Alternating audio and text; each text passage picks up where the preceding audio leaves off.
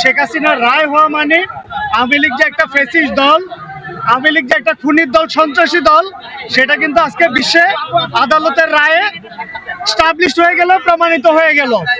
এই রায়ের মাধ্যমে সারা বিশ্ব জানলো যে একটা দলের হেড, একটা দলের প্রধান সন্ত্রাস, খুন এবং নিজ জনগণকে নির্যাতন করার জন্য আন্তর্জাতিক মানবতা বিরোধী আদালতে স্বচ্ছ বিচার প্রক্রিয়ায় আজকে সে দণ্ডিত। তার মানে এই দলের এই দেশে রাজনীতি করার কোনো অধিকার নাই, এই দলের নেতা কর্মীদের রাজনীতি করার কোনো অধিকার নাই।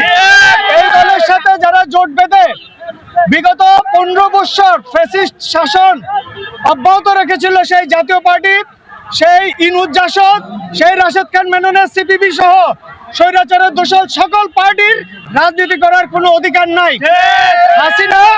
হাসিনা তার প্রভুর দেশে আছে, আশ্রিত আছে। বাংলাদেশ সরকার ইতিমধ্যে জানিয়েছে যে তাকে আপনার বন্দি বিনিময় চুক্তির আওতায় বাংলাদেশে যেন ফেরত পাঠানো না হয়। বাংলাদেশে ভারত যদি ফেরত না পাঠায় সেটা আন্তর্জাতিক চুক্তির লঙ্ঘন। ভারত প্রমাণ করবে ভারত সন্ত্রাসীদের আস্তানা, ভারত স্বৈরাচারের আস্তানা।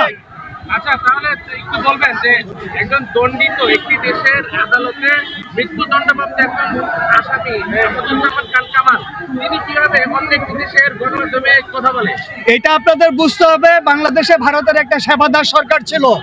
এই আসাদুজ্জামান কামালরা ভারতের হয়ে বাংলাদেশকে একটা প্রদেশ বানানোর সেবাদাস ছিল।